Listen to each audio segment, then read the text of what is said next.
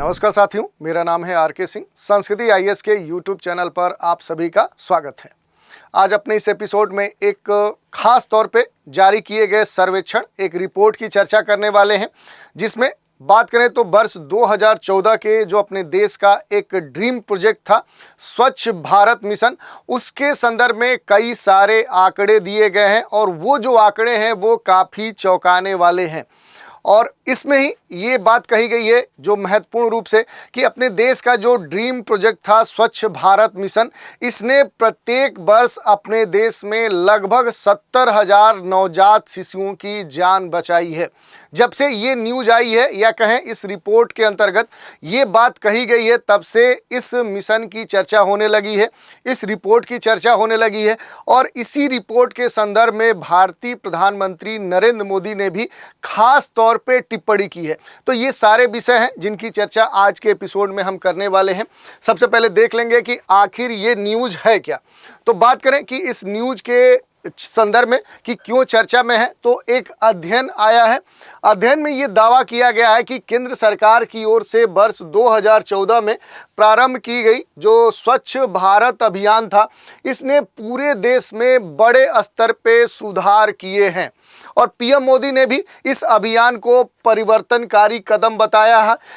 क्योंकि इसी के संदर्भ में ये रिपोर्ट बताती है कि अपने देश में ये जो मिशन है स्वच्छ भारत अभियान, जो पहल है, इसके कारण से प्रत्येक वर्ष देश में लगभग 60 से लेकर 70,000 जो नवजात शिशु हैं उनकी जान बच पाई है। जब से ये न्यूज़ आई है तब से बड़े स्तर पे इस न्यूज़ की चर्चा हो रही है। तो थोड़ा सा इस रिपोर्ट के बारे में अगर हम बात करें तो एक अध्ययन में ये दिखाया गया है और ये जो रिपोर्ट है ये पिछले थर्सडे को आया है, 5 सितंबर 2024 को ये रिपोर्ट प्रकाशित की गई। और इस रिपोर्ट में ये कहा गया है कि नरेंद्र मोदी सरकार जो है ये स्वच्छ भारत मिशन के तहत बनाए गए जो शौचालय हैं इनके कारण से और इस मिशन के तहत जो अन्य पहल हैं उस कारण से भारत में प्रत्येक वर्ष लगभग 60 से लेकर 70,000 नवजात शिशुओं की मृत्यु होने से रोका जा सका है। जब से ये आंकड़ा आया है ये आंकड़ा काफ़ी चौंकाने वाला है। और ये भी कहा जा रहा कि कैसे इस मिशन ने इतने बड़े स्तर पे इस प्रकार का क्रांतिकारी परिवर्तन भारत जैसे कह सकते हैं कि पिछड़े देश में लगा, जहां सामान्य तौर पे जो लोग हैं वो उस स्तर पे जागरूक नहीं है। यही मुद्दा है और इस कारण से देश भर में इस न्यूज़ की चर्चा हो रही है। ये जो अध्ययन है, अगर इस रिपोर्ट की, इस सर्वे की हम बात करते हैं तो ये जो अध्ययन है ये साइंटिफिक रिपोर्ट्स नाम से एक पत्रिका में प्रकाशित हुआ है, जिसमें स्वच्छ भारत मिशन के तहत बने शौचालयों तक पहुंच में बढ़ोतरी और 2000 से लेकर 2020 तक 5 वर्ष से कम उम्र के बच्चों में मृत्यु दर की कमी के बीच का जो संबंध होता है उसे खास तौर पे दर्शाया गया है। ये जो सर्वेक्षण है ये खास तौर पे बड़े स्तर पे किया गया है, व्यापक स्तर पे किया गया है। अगर बात करें तो देश में लगभग 600 जिलों से अधिक जिलों में ये सर्वे किया गया और उसके आधार पर विश्लेषण करते हुए ये रिपोर्ट जो आई है, इसके जो महत्वपूर्ण डेटा हैं उनको प्रकाशित किया गया। थोड़ा सा रिपोर्ट के बारे में हम देख लेते हैं। तो न्यूज़ एजेंसी पीटीआई की रिपोर्ट के मुताबिक अमेरिका के अंतर्राष्ट्रीय खाद्य नीति अनुसंधान संस्थान के जो शोधकर्ता हैं, जो रिसर्चर्स हैं, इन्होंने 20 वर्ष में 35 राज्य और केंद्र शासित प्रदेश, यानी अपने देश में जो राज्य है और प्लस केंद्र शासित जो प्रदेश हैं, उनके लगभग 600 से अधिक जिलों को कवर करते हुए राष्ट्रीय स्तर पे जो विभिन्न आंकड़े थे उनका एनालिसिस किया है, उनका विश्लेषण किया है और उसके आधार पर ये रिपोर्ट बनाई है, जिसके अनुसार जिला स्तर पर शौचालय तक पहुंच में लगभग 10% का सुधार देखने को मिला है। यही नहीं, इस रिपोर्ट में ये भी कहा गया कि शिशु मृत्यु दर में लगभग 0.9 कह सकते हैं कि अंकों की कमी हुई है। वहीं 5 साल से कम उम्र के बच्चों की जो मृत्यु दर है उसमें भी खास तौर पे 1.1 अंक की क्या है कि कमी देखने को मिली है। अध्ययन के जो लेखक हैं उन्होंने ये भी कहा है कि भारत में शौचालयों तक जो पहुंच है और बच्चों की जो मृत्यु के बीच में विपरीत संबंध सामान्य तौर पे देखने को मिला है। इन जो ये जो अध्ययन करता है, इन्होंने ये भी कहा कि किसी भी जिले में शौचालय जो कवरेज है उसमें 30% या उससे अधिक सुधार होने पर बाल मृत्यु दर में कमी देखने को मिली है। यानी जिन जिलों में देखा गया है कि लगभग 30% वहाँ पर शौचालय कवरेज हो गए हैं, वहाँ पर खास तौर पे वहाँ के जो छोटे बच्चे हैं, खास तौर पे 0 से लेकर 5 वर्ष आयु के, उनके मृत्यु दर में कमी ये रिपोर्ट दर्शाती है। यही नहीं, इस अध्ययन के अनुसार देखें तो राष्ट्रीय स्वच्छता जो कार्यक्रम है, इसकी वजह से ही खास तौर पे ये जो सुधार हैं ये देखने को मिले हैं। तो ये आंकड़ा काफ़ी चौंकाने वाला है। और इसी संदर्भ में भारतीय जो प्रधानमंत्री नरेंद्र मोदी हैं, इन्होंने भी खास तौर पे इस रिपोर्ट के संदर्भ में ट्वीट किया है।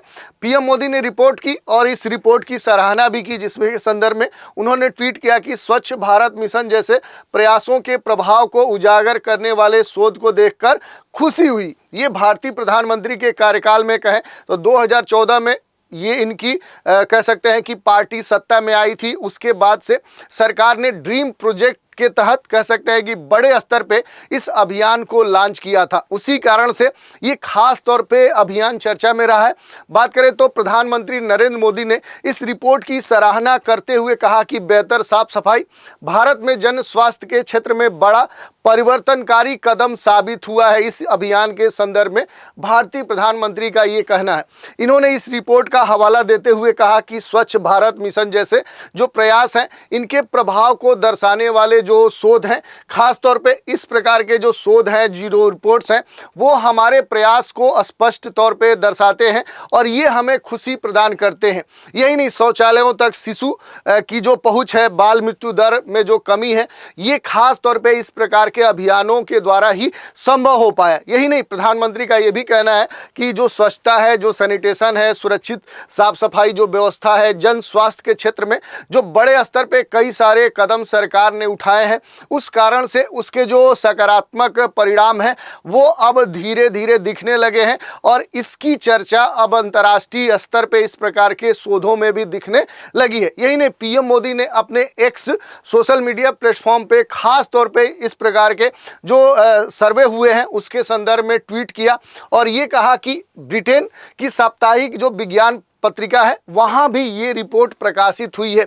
ये भारत में हो रहे विकास को खास तौर पे ये जो सर्वे है ये प्रदर्शित करता है और इसमें स्वच्छ भारत मिशन खुले में शौच की जो कुप्रथा है उसको खत्म करने, ठोस अपशिष्ट जो प्रबंधन है उसमें सुधार लाने के लिए सामान्य तौर पे कहें तो ये मिशन प्रतिबद्ध है। जिस मिशन को वर्ष 2014 में सरकार ने बड़े स्तर पे देशव्यापी कह सकते हैं अभियान के तौर पे प्रचारित किया था और प्रारंभ किया था और देखें तो ये अपने कह सकते हैं कि लक्ष्यों में बहुत हद तक क्या है कि सफल भी हुआ है।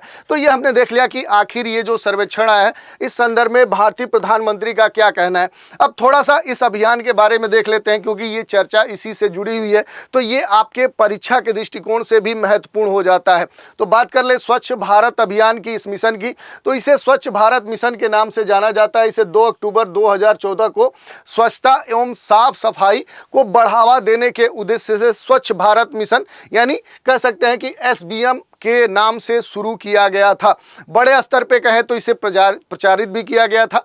ये जो मिशन है खास तौर पे देखें तो ये 2 भागों में विभाजित है। ग्रामीण क्षेत्रों के लिए पेयजल एवं स्वच्छता विभाग, ये जल शक्ति मंत्रालय के तहत काम करता है और इसके साथ क्या है कि ABM जो ग्रामीण और शहरी क्षेत्रों के लिए आवासन और शहरी मंत्रालय के अंतर्गत कह सकते हैं ABM शहर को क्रियान्वित करने का प्रयास इस अभियान के तहत किया जाता है। इसके अलावा थोड़ा सा इस अभियान के उद्देश्यों की बात कर ले कि आखिर इस अभियान के उद्देश्य क्या है। तो देखिए, अगर इस अभियान के बारे में हम देखें कि ये जो स्वच्छ भारत अभियान है आखिर इसका मुख्य उद्देश्य है क्या, तो देखिए अपने देश में एक सामान्य परंपरा कहिए या कहें तो पिछड़ापन कहिए कि खुले में लोग शौच करते थे।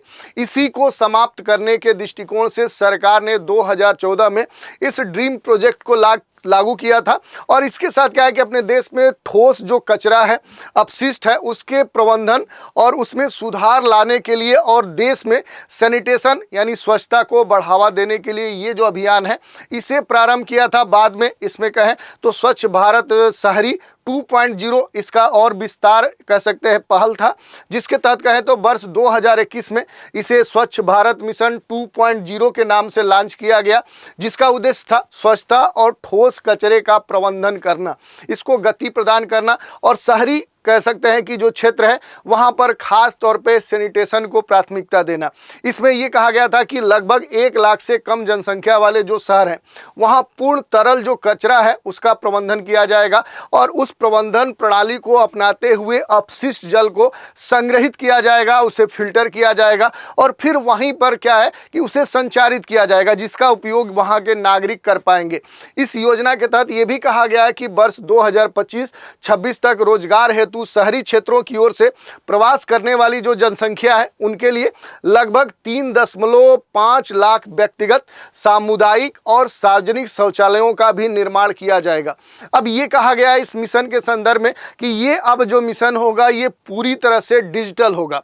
अब ये डिजिटलीकरण के तहत इसे शामिल किया गया है और इसके अंतर्गत GIS चिन्हित जो कचरा प्रबंधन है, जो इंफ्रास्ट्रक्चर है उसे और मजबूत बनाया जाएगा, यूजर इंटरफेस बनाया जाएगा, इसे ऑनलाइन शिकायत के तहत भी शामिल किया जाएगा और इसके लिए जो विभिन्न परियोजनाएं हैं उनके तहत और जो व्यवस्था है उसे मजबूत किया जाएगा और इसके लिए जितना भी फंड की आवश्यकता पड़ेगी उसे सरकार प्रदान करेगी। तो इस तरह से क्या है कि अब सरकार का खास तौर पे इस प्रकार के अभियान पर कह सकते हैं कि नज़र है और जब से अंतर्राष्ट्रीय स्तर पे इस अभियान की चर्चा होने लगी है तो अब तो निश्चित तौर पे सरकार का ध्यान इस स्वच्छ भारत अभियान या मिशन पर होगा, जो कि 2026 तक के कई सारे लक्ष्य इसके तहत निर्धारित किए गए हैं। तो इसके तहत जो लक्ष्य निर्धारित किए गए हैं ये आपके लिए काफ़ी महत्वपूर्ण है। इसके अलावा अगर बात कर लें इस अभियान के संदर्भ में तो इसमें एक महत्वपूर्ण प्रश्न ये भी उठता है कि स्वच्छ भारत मिशन से संबंधित आखिर प्रमुख चैलेंजेज क्या हैं, चुनौतियाँ क्या हैं। तो देखिए, सबसे प्रमुख चुनौती है बुनियादी ढांचे की खराब गुणवत्ता। ये एक बड़ा चैलेंज है जो भारत में इस अभियान के सामने खड़ा हो जाता है। इसके अलावा बात करें तो स्वच्छता सुविधाओं तक अपर्याप्त पहुंच, अपशिष्ट उपचार का अभाव, अभावी अपशिष्ट प्रबंधन जो टेक्नोलॉजी है इसका कह सकते हैं कि अपने देश में उस स्तर पे विकास नहीं हो पाया है और सार्वजनिक स्वास्थ्य सेवाओं का जो निजीकरण है ये भी एक बड़ी समस्या है। इसके अलावा अपने देश में वर्तमान में स्किल्ड जो मानव संसाधन है उसकी कमी भी इस अभियान के सामने एक प्रमुख समस्या है। इसके अलावा थोड़ा सा अगर डिटेल में हम देखें कि स्वच्छ भारत अभियान के कौन से उद्देश्य हैं, कौन से लाभ हैं, तो ये भी हमारे लिए महत्वपूर्ण हो जाता है। तो अगर बात कर लें कि स्वच्छ भारत अभियान के मूल रूप से जो उद्देश्य है, अगर आपके परीक्षा के दृष्टिकोण से देखें तो इसमें कई सारे कह सकते हैं कि लाभ और उद्देश्य आपको देखने को मिल सकते हैं। तो देखिए, अगर हम बात कर लें कि ये जो पूरा मिशन था, आखिर इस मिशन का उद्देश्य क्या है जो स्वच्छ भारत अभियान है, तो देखिए पहले हमने बताया कि जो खुले में शौच था उसका उन्मूलन करना, उसके अलावा जो मैनुअल स्क्वेजिंग है यानी कह सकते हैं कि उसका पूरी तरह से अपने देश में उन्मूलन करना, साथ ही सैनिटेशन और स्वास्थ्यकर जो प्रथाएं हैं उनको और पहले से बेहतर बनाना, स्वच्छता संबंधी जो सुविधाएं हैं उन तक सभी लोगों की पहुंच बनाना, सार्वजनिक जो भागीदारी है और जो सामुदायिक भागीदारी है उस तक इस अभियान को पहुंचाना और जल जनित जो रोग हैं उससे संबंधित जो जोखिम है उसको कम करके सार्वजनिक स्वास्थ्य परिणामों में सुधार करना, खास तौर पर इस प्रकार के जो कवरेज है।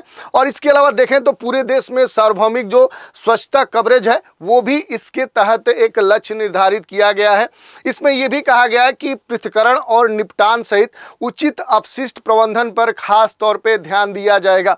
ऐसे जो विभिन्न प्रयास हैं, यही प्रयास हैं कि इनके कारण अपने देश में जो कम आयु के नवजात शिशु या 0 से लेकर 5 वर्ष तक आयु के जो बच्चे हैं, खास तौर पे रूरल क्षेत्र या कह सकते हैं कि जो पिछड़े क्षेत्र हैं या ऐसे शहरों में जो स्लम्स टाइप के जो क्षेत्र हैं वहां पर जो खास तौर पे बच्चों की मृत्यु इस प्रकार के गंदगी या इस तरह की व्यवस्था के कारण हो रहे थे, उनमें अब सुधार देखने को मिला है। जो इस अभियान के जो लक्ष्य थे उनके कारण ही मिल पाया है। तो ये हमने देख लिया कि आखिर ये क्या है। इसके अलावा अगर हम लाभों की बात करें थोड़ा सा डिटेल में, तो स्वच्छ भारत अभियान के कौन से लाभ हैं, तो कई सारे इसके लाभ हो सकते हैं। जैसे देखें तो बेहतर सार्वजनिक जो स्वास्थ्य है वो इसका लक्ष्य भी है और इससे लाभ भी प्राप्त हो रहा है। जैसे देखें तो स्वच्छता सुविधाओं तक पहुंच से क्या है कि जल जनित जो बीमारियां हैं, इसके कारण जो विभिन्न प्रकार की बीमारियां होती थी उनके प्रसार अब कम हो गए हैं और समग्र सार्वजनिक स्वास्थ्य में सुधार भी देखने को मिला है। मिशन का ध्यान खुले शौच में या खुले शौच को खत्म करने और उचित अपशिष्ट प्रबंधन को बढ़ावा देने पर खास तौर पे है, जिसके द्वारा बीमारियों को रोका जा सके और स्वस्थ आबादी में योगदान प्रदान किया जा सके।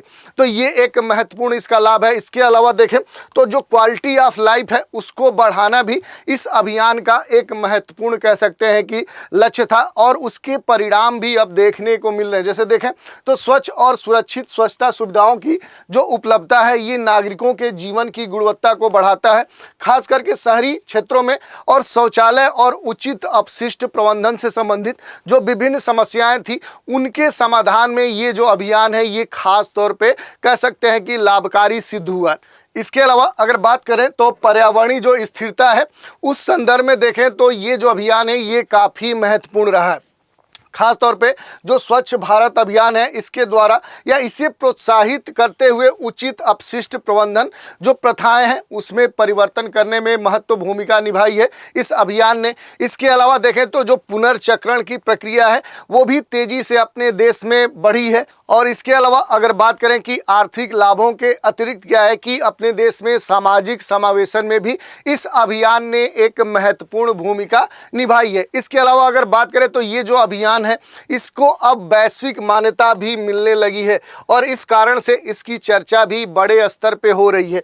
तो इस तरह से हमने देख लिया कि क्यों कहा जा रहा है इस रिपोर्ट में कि कैसे भारत में स्वच्छ भारत अभियान के कारण अपने देश में प्रत्येक वर्ष नवजात 60 से लेकर 70,000 शिशुओं की जान बच पा रही है। और इससे जुड़े हुए जो भी महत्वपूर्ण तथ्य थे उन पर भी हमने चर्चा कर ली। आज की चर्चा पर एक प्रश्न देख लेते हैं। प्रश्न क्या है, स्वच्छ भारत मिशन कब प्रारंभ किया गया था? विकल्प दिए गए हैं 2 अक्टूबर 2014 को, 4 नवंबर 2014 को, 7 अक्टूबर 2013 को और 15 अगस्त 2018 को। तो इस तरह से आज के एपिसोड में इतना ही। नए एपिसोड में एक नए मुद्दे के साथ फिर मिलेंगे, तो आप हमारे साथ बने रहें। इसके लिए धन्यवाद।